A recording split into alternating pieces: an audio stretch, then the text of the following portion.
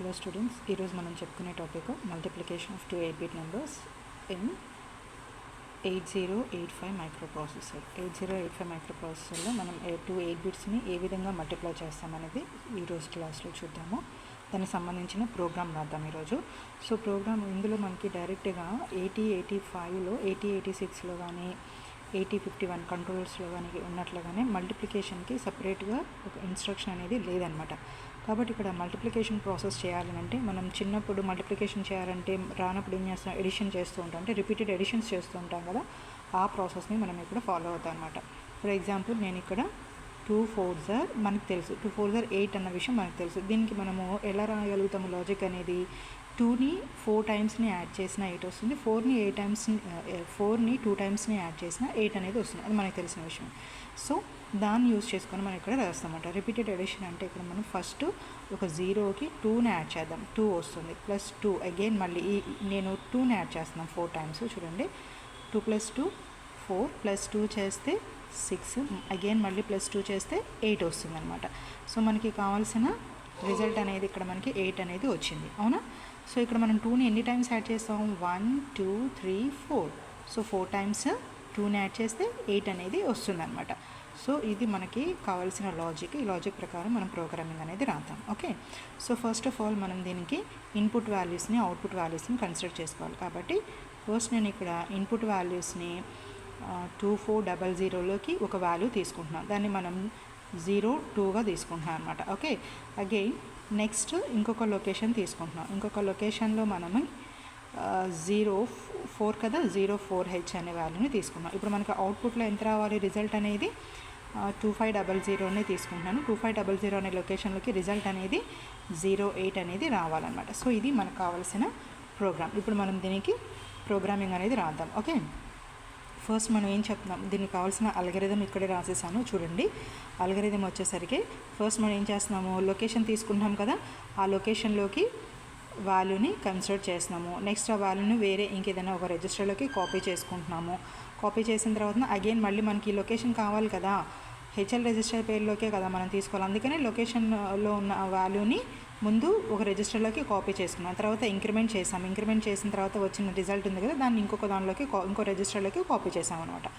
Copy చేసిన తర్వాత మనం ఏం చేస్తున్నాం, move the data into content of accumulator. ఆ డేటాని బీలోకి తీసుకున్న డేటాని, అంటే ఈ డేటాని ఇంకొక రిజిస్టర్లోకి కాపీ చేసుకుంటున్నాం అనమాట. ఓకే, ఆఫ్టర్ దట్ ఇక్కడ చూడండి మనము ఏం చేస్తామంటే సిలో ఉన్న కంటెంట్ని అక్యుములేటర్ని సిలోకి move the content of data into accumulator అంటే ఈ వాల్యూ కాదు మనం తీసుకుంటున్నది. ఇక్కడ మనం ఏం చేస్తున్నామనంటే ఇనిషియలైజ్ చేస్తున్నాం అనమాట.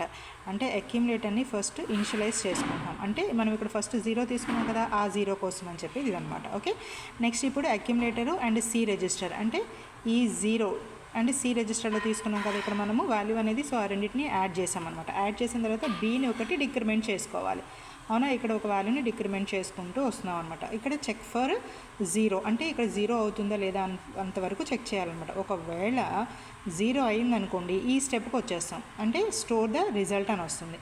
లేదు 0 కాలేదనుకోండి గో టు లేబుల్ నేమ్, అంటే ఇక్కడ మనకి ఏ లేబుల్ ఇస్తున్నామో ఆ లేబుల్ దగ్గరికి వెళ్ళాల్సి ఉంటుంది అనమాట. ప్రోగ్రామ్ రాసేటప్పుడు మీకు ఎక్కడికి వెళ్ళాలనేది మీకు ఐడియా వస్తుంది. సో ఇక్కడ ప్రోగ్రామ్ చూడండి, ఫస్ట్ మనం load data from memory into HL register పేరు అంటున్నాం. కాబట్టి ఫస్ట్ మనం ఇక్కడ ఏం చేస్తున్నామో ఇంక్రిమెంట్ లోడ్ చేయాలి. LXI H లొకేషన్ ఎంత తీసుకుంటున్నామో 2400Hలోకి తీసుకుంటున్నామాట. దీనిలో ఎంత ఉంది కంటెంట్, 22H అనేది ఉంటుంది. ఓకే, నెక్స్ట్ ఈ వాల్యూని అంటే ఇక్కడ తీసుకున్న అంటే మెమరీ లొకేషన్లో ఉంది కదా, ఆ మెమరీ లొకేషన్లో ఉన్న వాల్యూని ఏదో ఒక రిజిస్టర్లోకి ఇక్కడ మనం C అనే రిజిస్టర్లోకి కాపీ చేసామన్నమాట. నెక్స్ట్ స్టెప్ అగైన్ మళ్ళీ ఇది తీసుకోవాలి కాబట్టి ఇంక్రిమెంట్ చేస్తాం. హెచ్ఎల్ రిజిస్టర్ పేరుని ఇంక్రిమెంట్ చేసినప్పుడు ఇక్కడ మనకి ఎంత వస్తుంది, 2401 లొకేషన్ వస్తుంది అన్నమాట. ఈ లొకేషన్లో వాల్యూ 04 అనేది ఉంటుంది.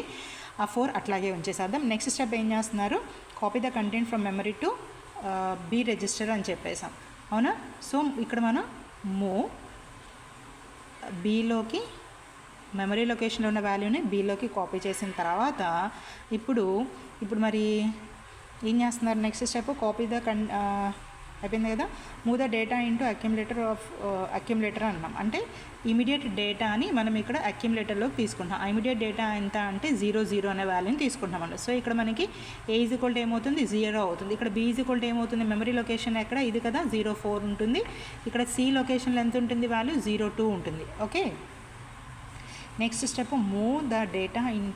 ఓకే, ఇది అయిపోయింది కదా. నెక్స్ట్ స్టెప్ ఏంటంటే add content of C register with accumulator. అక్కడ అక్యుములేటర్లో ఉన్న కంటెంట్ అండ్ Cలో ఉన్న కంటెంట్ని యాడ్ చేయమని చెప్తున్నాం. కాబట్టి ఇక్కడ ఏమైనా రాయొచ్చు, డైరెక్ట్గా యాడ్ C అని రాస్తున్నాం. అంటే A = ఏమవుతుంది A + C అవుతుంది. Aలో కంటెంట్ ఎంత ఉంది 0 ఉంది, ప్లస్ Cలో ఎంత ఉంది కంటెంట్ ఇక్కడ మనకి 02. ఈ రెండు యాడ్ చేసి ఎంత వస్తుంది 02 అనేది వస్తుంది అనమాట. ఓకే, ఇప్పుడు ఒకటి నెక్స్ట్ స్టెప్ ఏం రాస్తాం, యాడ్ చేసిన తర్వాత డిక్రిమెంట్ చేస్తున్నాం. B అనే రిజిస్టర్ని ఇక్కడ మనం ఒకటి డిక్రిమెంట్ చేస్తాం అనమాట. So DCRB.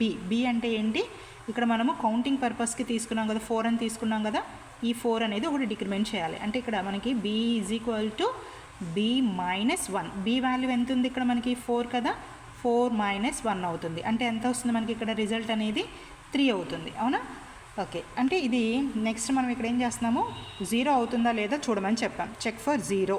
సో ఇక్కడ ఏమని రాయాలి, JNZ అని రాస్తామన్నమాట. JNZ 0 అయితే నెక్స్ట్ స్టెప్కి వెళ్ళమంటున్నాం. ఒకవేళ 0 కాలేదనుకోండి, అప్పుడు ఏం చేయాలి, గో టు లేబుల్ నేమ్. అంటే ఇక్కడికి వెళ్ళాల్సి ఉంటుంది. అంటే ఎడిషన్ ప్రాసెస్ అనేది చేయాలి కదా. సో ఇక్కడ నేను అప్ అని రాస్తున్నాను ఇక్కడ అనమాట. ఇది లేబుల్ నేమ్ ఇచ్చాం. ఓకే, ఇక్కడికి వెళ్ళాలి. అంటే అగైన్ ఇక్కడ నేను ఏం చేస్తున్నాను +2. అంతేగా, యాడ్ ఏలో ఉన్న కంటెంట్ అండ్ Cలో ఉన్న కంటెంట్. Aలో ఇప్పుడు ఎంత ఉంది 02 ఉంది.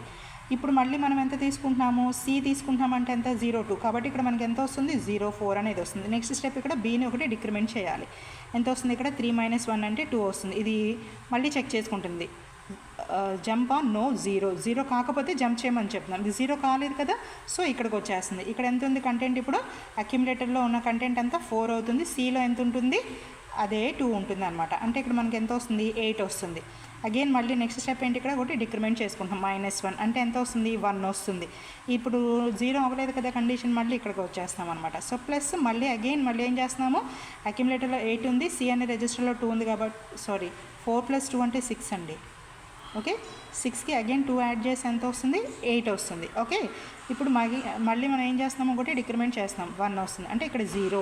జంప్ ఆన్ నో 0 అవ్వకపోతేనే ఇక్కడికి జంప్ చేయమని చెప్పాం. ఇక్కడ మరి 0 అయిపోయింది కదా రిజల్ట్, మనకి లూప్ అనేది బ్రేక్ అయిపోయి నెక్స్ట్ స్టెప్కి వెళ్తుంది. నెక్స్ట్ స్టెప్ ఏంటి, ఇక్కడ మనకి స్టోర్ ద రిజల్ట్ని స్టోర్ చేయాలనుకుంటున్నాం. ఎక్కడ స్టోర్ చేయాలనుకుంటున్నాను, నేనైతే 2500 అని రాశాను కాబట్టి నేను అందులోకి స్టోర్ చేయాలనుకుంటున్నాను. దానికి మనం యూజ్ చేసే ఇన్స్ట్రక్షన్ స్టోర్ ద కంటెంట్. ఎక్కడుంది కంటెంట్ అనేది, అక్యుములేటర్లో ఉంది. అవునా, కంటెంట్ అనేది ఎక్కడ వస్తుంది, అక్యుములేటర్లో ఉంది. సో అక్యుములేటర్లో ఉన్న కంటెంట్ని నేను ఏ లొకేషన్ చెప్తున్నాను, 2500లోకి కాపీ చేయమని చెప్తున్నాం అనమాట. Okay, next halt. ఇది end of the program. So ఇది మనకి మల్టిప్లికేషన్ అనమాట. Multiplication 2 8-bit numbers. Okay, so algorithm చెప్పేసుకున్నాము, ప్రోగ్రామ్ చెప్పేసుకున్నాం. ఫ్లో చార్ట్ ఏముందండి, మనకు తెలిసిందే కదా. ఈ అల్గరిథంకి ఫ్లో చార్ట్ రాసేద్దాం.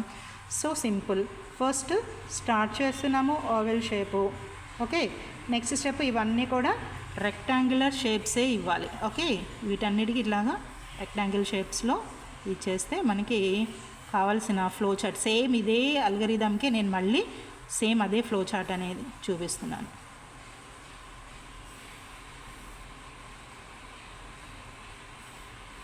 స్టిల్ ఇక్కడ వరకు ఇలానే వస్తుంది. ఇక్కడ చెక్ ఫర్ క్యారీ అని చెప్పాం, 0 అని చెప్తున్నాం కదా. అక్కడ మనం ఏం చేయాలి, రాంబస్ యూజ్ చేయాలి. ఇలా యూజ్ చేసి ఇఫ్ క్యారీ అని రాస్తాం. ఓకే, లేదంటే చెక్ ఫర్ క్యారీ